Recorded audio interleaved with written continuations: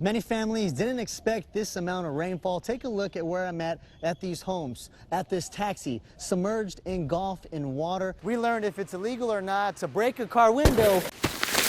This is a path many people who cross the border illegally take. It's right next to Mancias' home. It's outlined by sweaters and water jugs. Border Patrol agents are utilizing the Angelo International Bridge for shade to process immigrants. Some people say they've been here overnight because the processing centers are at max capacity. These two large gaps in Los Indios. Los Indios Mayor Rick Cavazos explains this is part of the fence the government did not complete. The fifth pillar on this footbridge is considered the international boundary. He explains this is where most of the people who cross the border illegally enter into. This footbridge is also used as a drug smuggling corridor. What they do is they cross the border illegally and they use the light poles as drop-off points.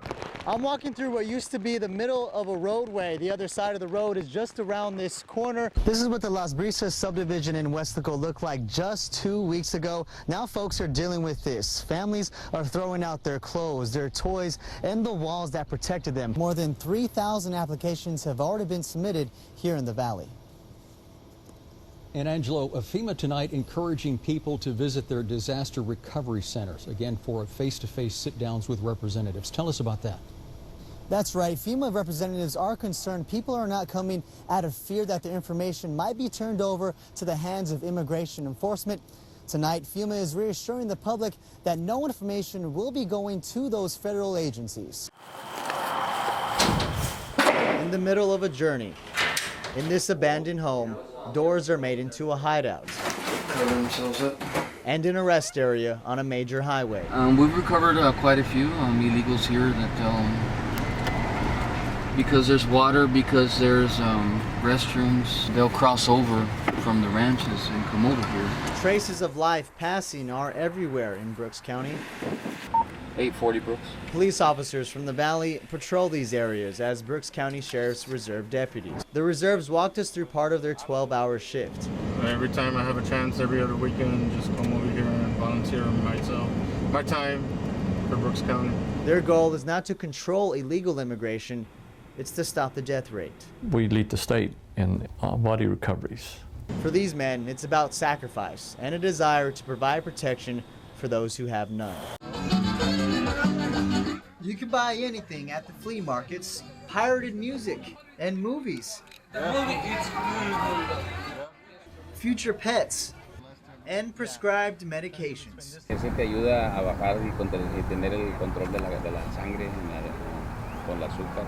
Products open to the public in plain sight. A few dollars and it's yours.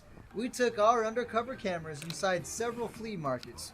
We asked for diabetes medicine. If I take a picture for my dad? ¿Se puede tomar una foto para mandarnos su papá? No. No pictures allowed. We still bought 3 different types of medications. Te trae las dos. No sé, a veces te receta el doctor las dos juntas. The vendor says the pills are cheap. That's it. And it'll tell you your reading. And of course, it's high because I just ate. It's tempting for people who don't have insurance and little money. There was a point in my life where I was kind of persuaded to go that route of buying it. Patricia Ramirez was diagnosed with diabetes in 2007. I was not taking care of myself for many years, but having my little one here changed everything for me and wanting me to take care of myself a little better. When she found out she had diabetes, she couldn't afford medication. She was able to talk to a doctor and changed her thinking. Others may not know and take a risk. Esto es para el azúcar. We wanted to see if these pills are prescribed medications. Dr. Curtis Galke explains the pills are usually prescribed to patients with diabetes. The standard are, there's one that's called metformin, which is the standard, and it helps with glucose production in the body. There are others that mimic insulin that help decrease blood sugar, and there's insulin. There's anything that would affect the blood sugar you can take. Now with those pills that you just said, do they have to be prescribed? Absolutely. Absolutely. We showed him the medications. It's super deceiving because it looks like it's got insulin, but or something like insulin, but it clearly just says that it's a suplemento alimentico, so it's just it's like a vitamin. Now this puppy, this is what we were talking about, metformina. This is by prescription only, and you got this at the Pulga without a prescription? Without a prescription. Someone there selling it. How much did you get it for? It's on the bottom. 21 bucks? 12 bucks. Oh, 12 bucks. This other medication, the glyburide part, mimics insulin, so it will drop your blood sugar pretty quickly and can drop it pretty dramatically. And this is sold in the United States also by prescription only. Now it looks like this guy was $16. Galki expresses these pills are cheaper if you see a doctor first. You can get a 30-day supply of this at most of our pharmacies in town, at least the big chains, the HEBs, the Walgreens, CVS, for $4. I couldn't get you this exact pill for $16 here at the pharmacies. However, I can get you the metformin in one pill and the glyburide in another pill, both for $2 for a month's supply. Dr. Galki explains the dangers associated when buying these pills at the Purga. The biggest danger, at least with one of them, is a dramatic drop in blood sugar. The other big danger is the fact that you don't really know how these medications are going to interact with something else that you're taking. Galki says do not trust the vendor's advice. Uno y dos. Se toma una del uno y una del dos. Y en la tarde, cuando cena o algo, otra vez uno del uno y uno del dos. Y ese también es una antes de cualquier alimento o después del alimento. The dose that's been studied to really work on diabetes would be 2 in the morning and 2 at night. Okay? Did he tell you anything about the side effects of taking this medication? No. Did he tell you that it could cause some pretty significant gastrointestinal disorders, pretty significant abdominal cramping, diarrhea? Did he tell you how to take care of that if you did get it? Of course he didn't. He didn't know. This flea market would-be pharmacist explains he has more medications to sell. Este es mi teléfono para cuando quiera más medicamentos. Pinto carros también. Doctors like Galki ask, who are you going to believe? A doctor or a guy who also paints cars? It started at midnight. Hundreds of migrants boarding a transport bus. It happened within hours, sometimes minutes, of their arrival in the United States. This group crossed near the Anzalduas International Bridge, south of Mission. 14 hours later, same scene, only this time the sun was out and it was hot. Adults and children were sleeping on their sweatshirts. 10 at night here. Yes, 10 at night, laying here, but we're still here. Wilmer Padilla is a taxi driver back home. Today, he's waiting for someone to drive him, and he and his nephew made the trip from Honduras. In Mexico, we got robbed. They took our backpacks. I took out a little bit of money that I had hidden, because if it wasn't for that money, we wouldn't have made it. Border Patrol agents are utilizing the Anzalduas International Bridge for shade to process immigrants. Some people say they've been here overnight because the processing centers are at max capacity.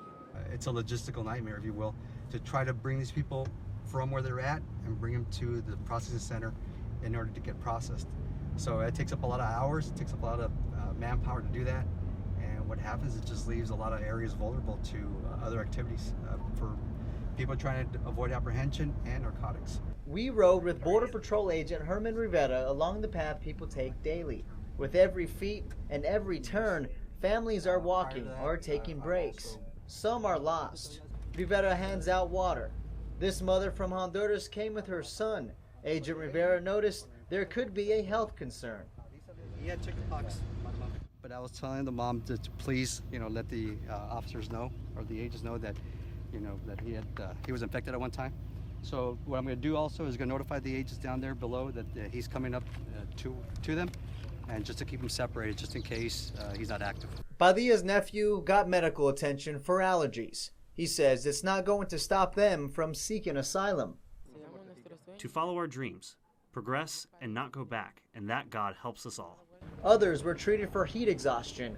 Weslaco authorities confirmed they were also out here with emergency medical equipment at the request of federal agents. Hernandez and Padilla wait for authorities to call their names. Many others will follow, and they will all wait hours for a place at a processing facility that has space.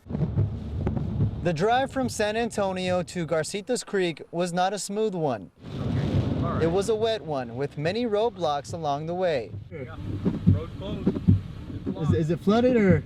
I don't know. I wouldn't do it. Okay. They'll be taking people to jail if they do. We were rerouted and found this gas station near the town of Victoria. Drivers hoped for at least a gallon of gasoline. Oh, we got super unleaded. Others were distracted with determination to get home. Yeah, the gas stations are closed. The doors are closed, Mom. Yes, ma'am. You only can get gas with credit cards. That's the only thing you can do, but the convenience store is closed. I didn't even notice. Okay. Well, no, I didn't either. I walked up here just a minute ago. Bobby Zarate is going back to his Victoria home for the second time after Hurricane Harvey hit. I have a tree over my house, but at this moment, I'm not staying in my house. I'm staying with my parents because my dad is ill, and I'm there for them. Zarate is prepared for the drive and the conditions of his town. There's no gas. There's no utility. They're saying it's going to take 2 to 3 days, which it's going to take longer than that. To me, I mean, it's a disaster. I mean, Victoria is just down. Gus Cruz fears more disasters on its way in the form of flooding. We're still expecting about at least 24 more inches of rain, so it's going to be pretty bad. It's going to be like the flood in '98. Just 13 miles north of Victoria, another roadblock emerges near Garcitas Creek. I'm walking through what used to be the middle of a roadway. The other side of the road is just around this corner. This is the type of flooding most homeowners here fear. All the water coming from Houston. The river is up out of the banks already, so and that's what's causing some of these roads to close. Now, more preparation is needed. People here are bracing for what's to come. Property owners, investors, and those who supply the building materials say they lost thousands. They all became victims. I had a lot of hope and dreams about this house. Checks started to bounce. He ran up a bill of tens of thousands of dollars. We did not expect at all that this one will happen to us. Different people, same issue. They are trying to save their properties and future homes. A scrap of wood is found useful. It's keeping Santiago Gavan's home secured.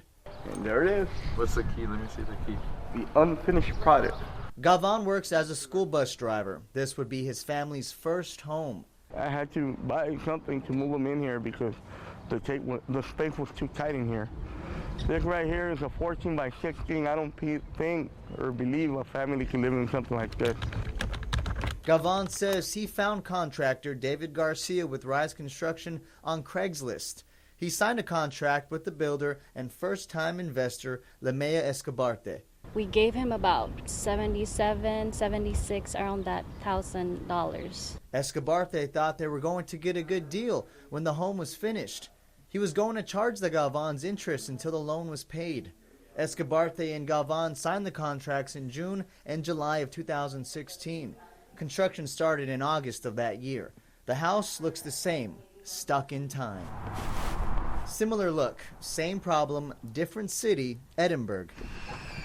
A pastor and his family were taking refuge at this house behind his church. They were living out of suitcases, getting ready to leave. They hired David Garcia and financed through a bank. The bag, the luggages, because we're expecting to move last year. Noli and Rurena Bodoraya's new home is across the street from the church. They've watched the grass grow around their new home. And it's been like this for over a year. Yeah. We interviewed the Bodorayas more than 6 months ago. And this is the circuit breaker. There's no connection yet. A few months ago, they tell us Garcia released the mechanics lien. That's a document allowing hired contractors, subcontractors, or hired construction workers to protect their rights to get paid. They can hold the property until the owner pays up. Bodoraya says they were forced to hire another construction company and pay another $80,000. They are not done paying yet. This is their home now, almost complete. It's so sad also to hear that the amount that he take from the bank supposed to be allocated for the materials. So what happened now? The poor lien or the supplier, they file a case against to my property. The Bolderayas aren't alone. We reached out to several supply companies in the valley. Mott's Cash and Carry owner Jeremy Smith explains Rise Construction owes them money too. There were several homes involved, custom homes that we had to file liens against, really hurting the customers involved in the process. This is Rise Construction's website months ago. When you type in Rise Construction to find the website now, this is what you see. We spoke to David Garcia about the building issues. Garcia did not want to meet in person. We spoke to him over the phone. He says he kept in communication with everyone through email or his attorney. I told the clients, look, I have to recoup funds from some other project and close them to be able to go in there. I could not continue to pay. I paid 17 months of interest on that home, 17 months, and no interest has been charged to the client. No closing fees were charged to the client. Garcia sent us an itemized list of where the money went for Galvan's empty home. I wish you guys would do a story on clients who don't pay us as a company. I mean, I have several suits out right now of people who defaulted on paying me after jobs that are complete, but no one ever does those stories. We looked and didn't find any lawsuits filed by Garcia. This is what we did find. Hidalgo County court records show 3 criminal cases against Garcia. Many of those cases involve theft of property. Some were disposed, others dismissed. We caught up with Garcia at his 4th hearing in August. It's a felony case. All right, Mr. Garcia, you'll need to continue to abide by all conditions of bond. As you've heard, there may be some new charges coming down. Giving you another chance to state your case, sir. Get your side of the story.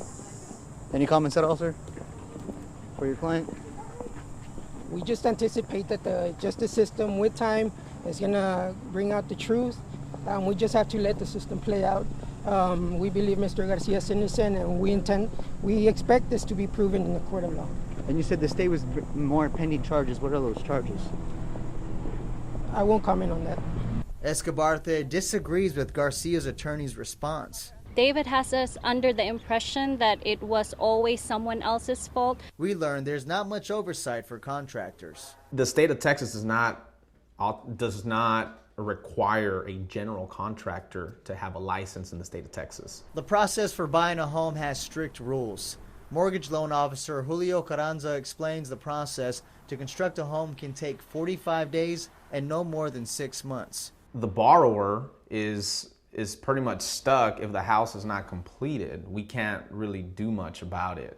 The mortgage companies and property owners are in limbo. We learned what someone can do if they're dealing with a construction company not living up to its promises. We spoke to Senator Chuy Hinojosa. Well, the oversight is they're getting sued.